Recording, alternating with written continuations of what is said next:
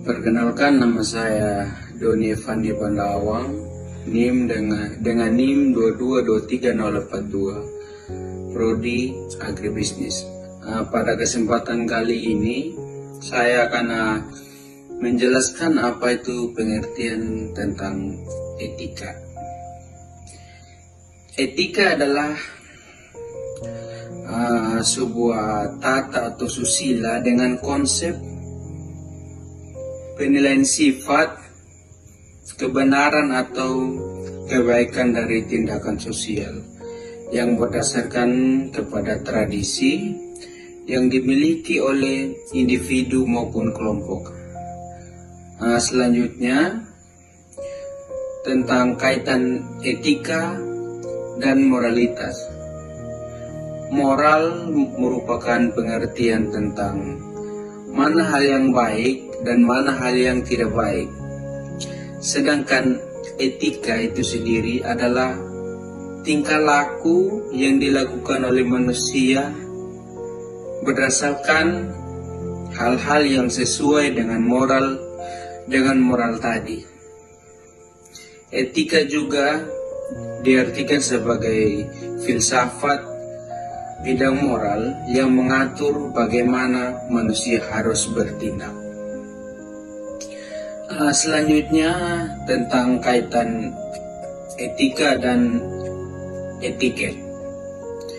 Walaupun saling berkaitan satu sama lain, namun jelas kedua istilah tersebut memiliki perbedaan yang cukup mendasar. Secara umum, etiket dijelaskan sebagai tata cara kita untuk melakukan sopan santun dan sebaliknya. Etika adalah penerapan langsung wujud dari sopan santun tersebut. Dan selanjutnya kaitan antara etika dan agama. Hubungan antara etika dan agama sangat erat kaitannya, yakni adanya saling isi-mengisi dan tunjang-menunjang antara satu dengan yang lain.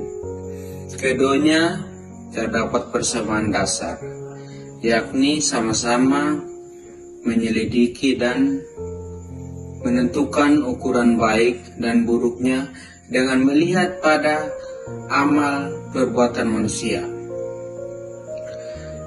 Dan selanjutnya ada tentang agama dan sistematika. Sistematika sangat membantu dalam menyusun langkah-langkah yang teratur dan terstruktur dalam menjalankan suatu tugas atau proses yang kita lakukan di dalam kehidupan kita sehari-hari. Sementara etika adalah dia menentukan bagaimana tugas atau proses tersebut harus dilakukan dengan memperhatikan nilai-nilai moral dan keadilan.